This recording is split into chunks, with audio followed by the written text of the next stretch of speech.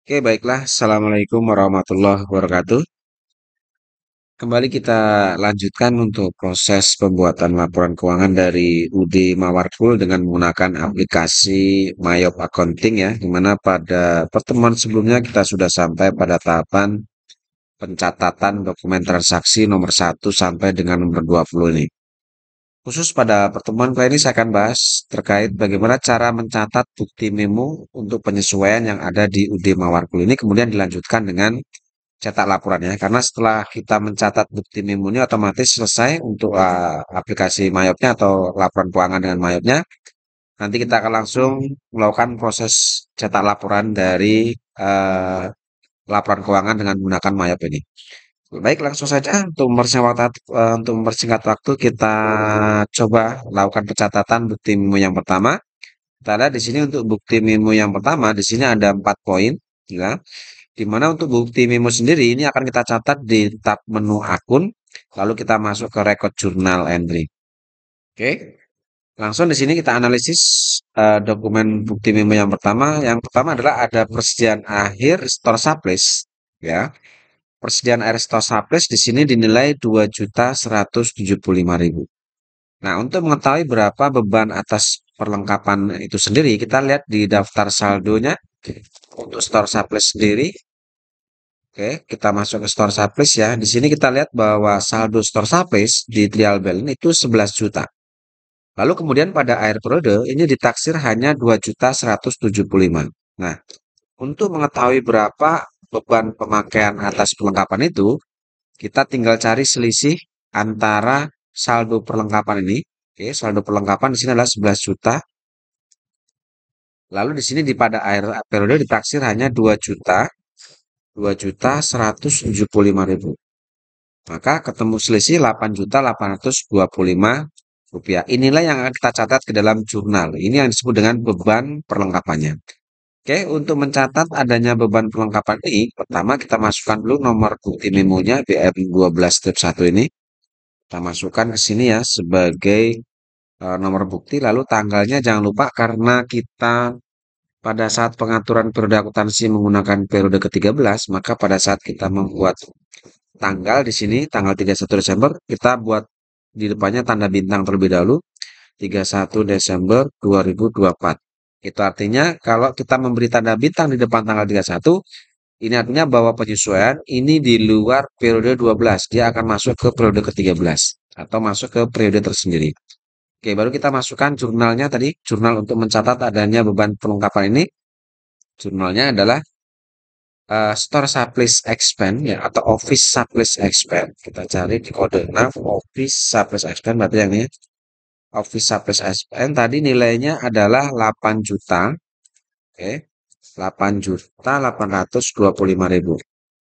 Sedangkan di sisi kredit kita gunakan akun office surplus itu sendiri. Nah, ini. Oke, kita tap otomatis dia di sisi kredit akan menyesuaikan yang sisi debit. Oke, itu yang pertama. Yang kedua, beban sewa toko Desember 2024 di sini sudah diketahui 2 juta. Oke, di sini jelas sudah diketahui beban untuk sewa toko itu 2 juta di bulan Desember. Artinya nilai ini yang akan kita catat ke dalam jurnal. Jurnal untuk mencatat adanya beban sewa toko di sini. Yang pertama di sisi debit kita gunakan beban sewa toko rent expense ya. Rent expense. Oke, nilainya adalah 2 juta. Sedangkan di sisi kredit kita gunakan akun prepaid rent. Kita cari di kode akun 1. Oke, yang ini ya. Yus, kita tahu. Itu yang kedua. Yang ketiga, ada beban asuransi bulan Desember itu 1.750.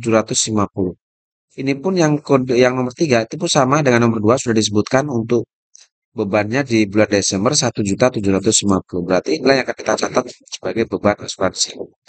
Oke, untuk mencatat ini jurnalnya di sisi debit kita gunakan beban asuransi atau insurance expense. Insurance expense ya, berarti yang ini ya. Oke, insurance expense nilainya 1.750.000.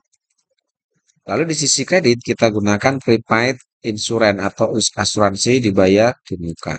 Oke, selesai poin yang ketiga. Sekarang kita masuk poin keempat. Untuk poin keempat bahwa taksiran kerugian piutang itu ditaksir sekitar 2,5% dari saldo.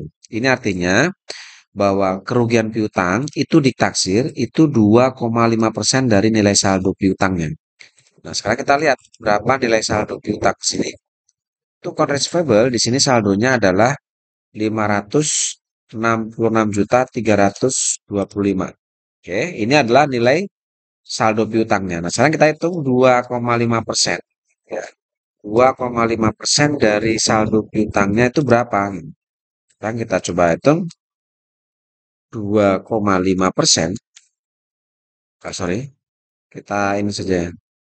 Eh, langsung hitungnya 15 berarti. 566.325.000 ya. Ini dikali, oke, dikali 2,5%. 2,5%. Oke, dapat nilai 14.158.125. Ini adalah perkiraan beban kerugian piutang kita. Sedangkan kita lihat di sini di saldo cadangan kita, allowance for debt full debt, ini hanya 12.800. Ya, kita hanya punya nilai saldo cadangan 12.800. Sedangkan taksiran kerugian piutang kita itu 14 juta. Artinya ada selisih saldo cadangan dengan taksiran kerugian piutang ini. Nah, kita lihat berapa nilai selisihnya. Ini langsung kita kurangkan dengan 12 juta ini. 12 juta berapa ini? 12.800 ya. Maka didapat 1.358.125. Inilah selisih saldo cadangan dengan taksiran kerugian piutangnya. Nah, selisih inilah disebut dengan beban kerugian piutang. Kenapa? Karena taksiran kerugian piutangnya lebih besar daripada saldo cadangan ini. Nah, jurnal untuk mencatat adanya beban kerugian piutang ini, yang pertama kita catat di sisi debit, kita gunakan akun bad debt expense ya. Bad debt expense, oke, nilainya 1.358.125. Di sisi kredit kita gunakan akun allowance for debt. Nah, oke, kita tap. Selesai, kita tap lagi sampai out of balance-nya 0. Baik, kalau sudah selesai, ini bisa langsung kalian record.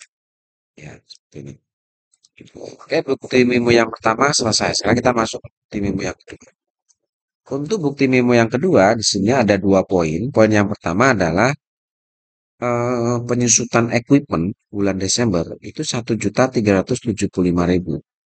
Di sini sudah disebutkan untuk nilai penyusutannya ya. Untuk bulan Desember segini ya. Artinya ini yang akan kita catat sebagai beban penyusutannya ke dalam jurnal. Sekarang kita masukkan dulu nomor buktinya BM02.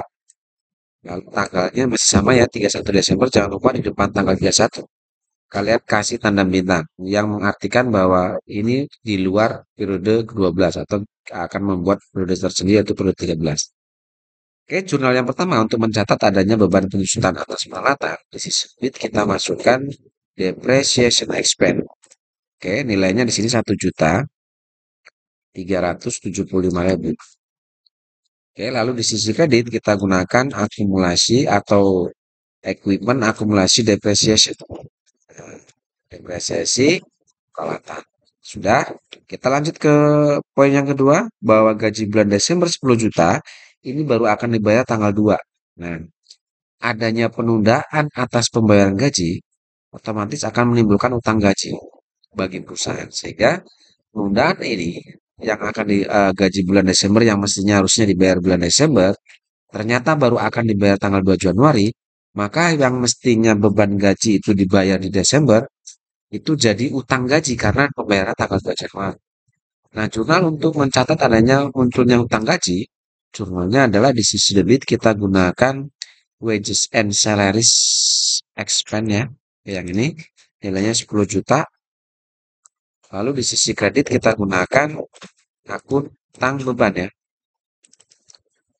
Utang beban berarti kita masuk kode 2 ya, expense payable. Oke, kode 2 berarti yang ini ya. Use. Oke, nilainya sama 10 juta. Kalau sudah kita record.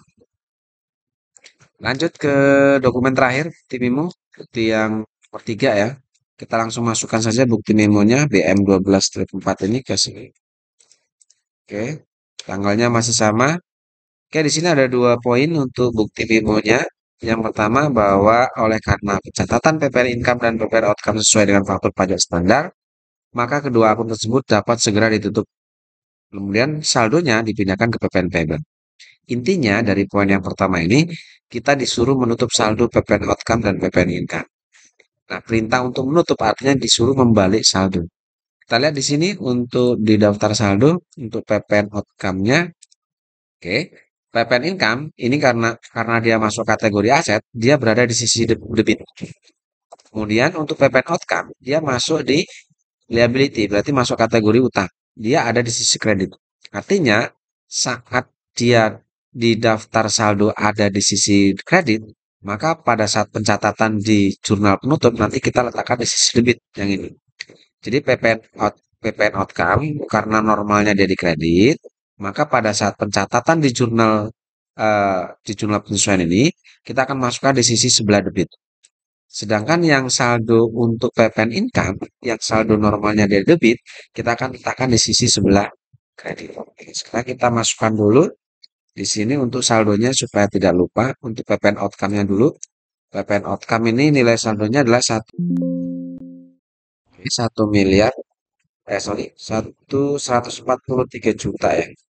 143.375.000. Oke, sedangkan untuk PPN income-nya ini berapa ini? 110 juta 622.000, 622.000. Sekarang kita masukkan di sini. Kita masukkan ke jurnal tadi untuk PPN income-nya karena dia ada di sisi kredit, maka PPN outcome ada di sisi kredit, maka pada saat kita masukkan ke jurnal perusahaan kita letakkan di sisi sebelah debit. Ya, jadi jurnal pembalik itu disuruh suruh menutup saldo berarti suruh membalik saldo ya. Oke, di sini tadi untuk PPN outcome adalah 143 juta, berapa ini? 375. Oke, dan sedangkan untuk PPN income-nya, letakkan di sisi kredit, itu adalah 110 juta 622.000. Oke. Nah, kemudian karena PPN outcome dan PPN income ini jumlahnya berbeda, di sini ada selisih. Tadi perintahnya di sini selisihnya disuruh memindahkan ke atau selisih saldonya kedua akun ini disuruh dipindahkan ke PPN payable. Sehingga di sini untuk menyeimbangkan kedua akun itu kita masukkan PPN payable-nya di sini. PPN payable yang ini ya. PPN payable yang ini. Nah, kita letakkan di sisi sebelah kredit. Di sini ada selisih 32.753.000 rupiah. 32.753. Ya. Oke, itu yang pertama. Jurnal yang pertama. Sekarang kita masuk ke poin yang kedua. Hitung pajak penghasilan badan dengan ketentuan tarif terbaru 0,5% dari peredaran bruto. Jelas di sini sudah disebutkan nilai brutonya adalah 561.500. Berarti kita hitung 0,5% dari 561 juta ini. Kita hitung ya. 500 berapa ini? 561 juta. 500 ini dikali 0,5%. Ya, ketemu nilai 2.807.500. Nah, inilah beban pajak yang harus kita bayar. Oke, jurnal untuk mencatat adanya beban PPh ini, kita masuk ke sini. Jurnalnya yang pertama di sisi debit kita gunakan income tax expense. Sesuai permintaan, di situ kita disuruh masukkan ke income tax expense. Nilainya 2.807.500 untuk sisi debit. Sisi kreditnya kita gunakan akun income tax. Nah, di sini ada 4 income tax payable ya. Ini kita gunakan yang apa linear dengan hitungan PPh ini kita gunakan PPh yang income tax payable pasal 25. Oke, kalau sudah kita tap ke kiri maka otomatis jumlahnya akan sama. Ya, selesai ya. Oke, selesai poin yang kedua. Kalau sudah kita rekod. Oke, baik. Untuk input atau pencatatan bukti memo selesai. Nah, setelah selesai, seperti ini kita cancel ya. Kita close. Oke. Tahapan terakhir dalam proses pembuatan laporan keuangan dengan menggunakan aplikasi MyApp adalah kita akan coba lakukan cetak laporan. Nah, untuk melakukan cetak laporan yang pertama kita masuk ke menu report ini. Yang akan kita cetak pertama adalah itu laporan trial balance dulu. Oke, yang ini ya, trial balance kita klik 2 kali. Oke, jangan lupa di sini periodenya periode 13 karena kita memilih periode 13 display. Ya, inilah trial balance 31 Desember. Setelah adanya jumlah perusahaan atau adjusted trial balance. Oke, kalau sudah untuk menyimpannya kita pilih send to, kita simpan dalam bentuk PDF. Oke, seperti ini kita masuk ke folder mawar poolnya. Nama filenya biarkan seperti ini, oke, save. Oke, itu yang pertama. Yang kedua, kita akan cetak untuk standar balance sheet ini adalah laporan racanya. Kita klik 2 kali. Oke, di sini jangan lupa periodenya adalah Desember ya. Periode 13, sorry. Kita masuk ke periode 13, display. Ya, inilah kondisi neraca kita atau kondisi harta perusahaan, kemudian utang dan modalnya. Kita simpan, send to PDF. Ya, di start send.